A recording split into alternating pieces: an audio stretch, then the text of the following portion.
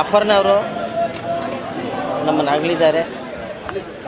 ಅವರ ಕಂಚಿನ ಕಂಠ ಮತ್ತು ಅವರ ಕನ್ನಡದಲ್ಲಿ ಎಷ್ಟು ಸ್ಪಷ್ಟತೆ ಇತ್ತು, ಅವ್ರ ಭಾಷೆಯಲ್ಲಿ ಅವ್ರ ಮನಸ್ಸು, ಅವ್ರ ಹೃದಯನೂ ಅಷ್ಟೇ ಸ್ಪಷ್ಟತೆ ಇತ್ತು, ಸ್ಪಷ್ಟವಾಗಿತ್ತು ಅಂತ. ಅಂದರೆ ನಿರ್ಮಲವಾದ ನಿಷ್ಕಳಂಕವಾದ ಮನಸ್ಸು, ಎಷ್ಟು ಒಳ್ಳೆಯವರು, ಎಂಥ ಒಂದು ವ್ಯಕ್ತಿ ಸಡನ್ನಾಗಿ ನಾವು ಕಳ್ಕೊಂಡಿದ್ದೀವಿ. ಅಂದರೆ ನಾವು ಚಿಕ್ಕ ವಯಸ್ಸಿಂದ ಅವ್ರ ಜೊತೆಲೇ ಬೆಳೆದಿರೋ, ನಾವೆಲ್ಲ ಸಂಗೀತ ಪ್ರೇಮಿಗಳು, ಸಂಗೀತದಲ್ಲಿ ಬಂದಂಥವ್ರು.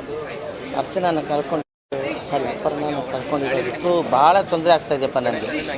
ಅಪರ್ಣನ ಕಳ್ಕೊಂಡಿರೋದು ಭಾಳ ಕಷ್ಟ ಆಗ್ತಾಯಿದೆ ಮನಸ್ಸಿಗೆ. ಇನ್ನು ಅಕಾಡೆಮಿ ಪ್ರೆಸಿಡೆಂಟ್ ಆಗಿ ಬೆಳ್ಳಿ ಹೆಜ್ಜೆ ಅನ್ನೋ ಒಂದು ಕಾರ್ಯಕ್ರಮ ಮಾಡ್ತಾಯಿದ್ದೆ ನಾನು. ಅಪರ್ಣ ಅವರ ಮೊದಲ ಕಾರ್ಯಕ್ರಮ ನಾನು ಅದನ್ನು ಹಮ್ಕೊತೀನಿ.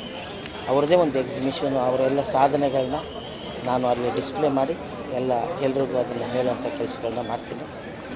ನಮ್ಮ ಕರ್ನಾಟಕ ಸರ್ಕಾರ ಅವ್ರಿಗೆ ಸ್ಟೇಟ್ ಹಾನರ್ ಮಾಡಿದ್ರೆ ಭಾಳ ಒಳ್ಳೆಯದು ಅಂತ ನನಗೆ ಅನಿಸ್ತದೆ. ಮಾಡ್ತಾರಂತೆ, ಸ್ಟೇಟ್ ಹಾನರ್ ಮಾಡಿದ್ರೆ ಇಂಥವ್ರಿಗೆ ಮಾಡಿದ್ರೆ ಇಂಥವ್ರಿಗೆ ಮಾಡೋದಂತ. ಈ ದೇವರು ನೋಡ್ತಾ ಇರ್ತಾನೆ ಅನಿಸುತ್ತೆ, ಒಳ್ಳೆಯವ್ರು ಎಲ್ಲಿದ್ದಾರೆ ಅಂತ ಹುಡುಕಿ ಮಾರ್ಕ್ ಮಾಡಿ ಬೇಗ ಕರ್ಕೊಂಡ್ಬಿಡ್ತಾನೆ. ಒಳ್ಳೆಯವ್ರನ್ನ ಬೇಗ ಕರ್ಕೊಂಡ್ಬಿಡ್ತಾನೆ, ಯಾಕೆ ಅಂತ ಗೊತ್ತಿಲ್ಲ. ಅಪರ್ಣ ಅವರ ಆತ್ಮಕ್ಕೆ ಶಾಂತಿ ಸಿಗಲಿ. ಮೊದಲು ನಾವು ಕೃಷ್ಣ ಅಕಾಡೆಮಿಲಿ ಮೊದಲು ಅವರ ಒಂದು ಜೀವನ ಚರಿತ್ರೆಯನ್ನು ಬೆಳ್ಳಿ ಹೆಜ್ಜೆ ಅನ್ನೋ ಕಾರ್ಯಕ್ರಮ ಮಾಡ್ತೀವಿ. ನಮಸ್ಕಾರ.